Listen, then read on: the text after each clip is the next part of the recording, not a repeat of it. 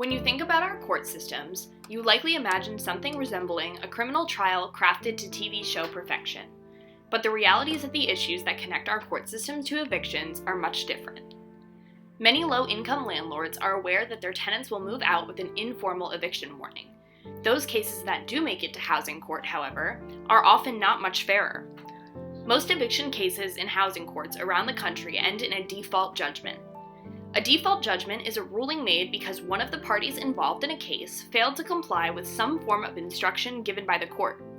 In other words, if a tenant is not present at court, the judge automatically rules in favor of the landlord, and the case goes through without a hearing. In Milwaukee, the largest city in Wisconsin, about 70% of eviction cases are decided by default, and the statistics are similar in other cities around the US. I know what you may be thinking. Why didn't they just show up? If they didn't care enough to show up to court, they deserved that ruling. However, there are many reasons that tenants fail to be present at a court hearing.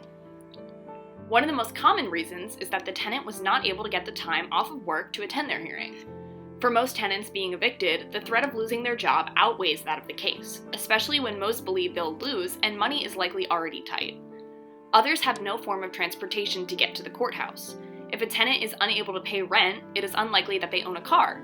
They may not have the fare for public transportation, and if they do, it's often unreliable in lower-income neighborhoods. Many tenants that are low income also don't have access to the internet or a smartphone to call an Uber like many of us would think to do. Among these and many others, though, by far the most overwhelming reason that tenants are not present at their hearings is that they didn't even know they had one. Victims of eviction often spend weeks, if not months, after their evictions without a permanent address. Therefore, it is very difficult for servers to find tenants in order to deliver summonses.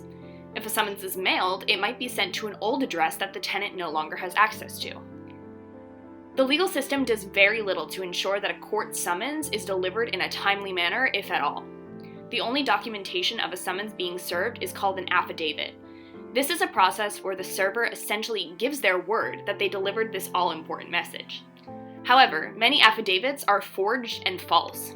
A 9-month investigation conducted by the DCist found that more than 600 affidavits in the span of just 2 months had discrepancies that, if brought to the attention of the judge before the hearing, likely would have resulted in the eviction case being thrown out. But what happens in the infrequent event that the tenant does make it to court and the case is not decided by default?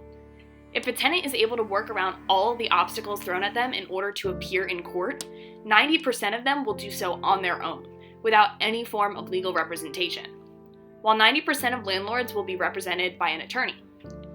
The right to legal counsel was established in the Supreme Court case Gideon v. Wainwright, but this ruling only applies to criminal cases, and the court has repeatedly decided not to extend this protection to civil cases.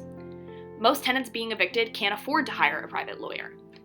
However, those few tenants who do have an attorney win their cases 89% of the time. Those who do not lose almost 100% of cases.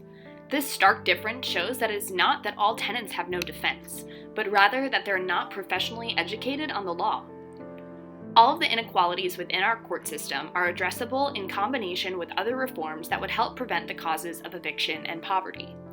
More oversight on the process of serving summonses and crackdowns on forged affidavits would ensure that tenants knew about their hearings, and a legal right to representation in civil courts would ensure that tenants' arguments are heard. They could be advised against signing stipulations meant to take advantage of them, and they would not even have to attend court if they were unable to make it.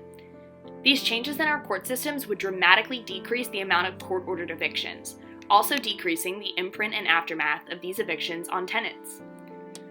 While the importance of reforms in other areas of housing inequality is unable to be overstated, the courts play an immeasurable role in the handling of eviction and their effects, and we must be aware of these imbalances in order to tackle the problem of evictions in the US.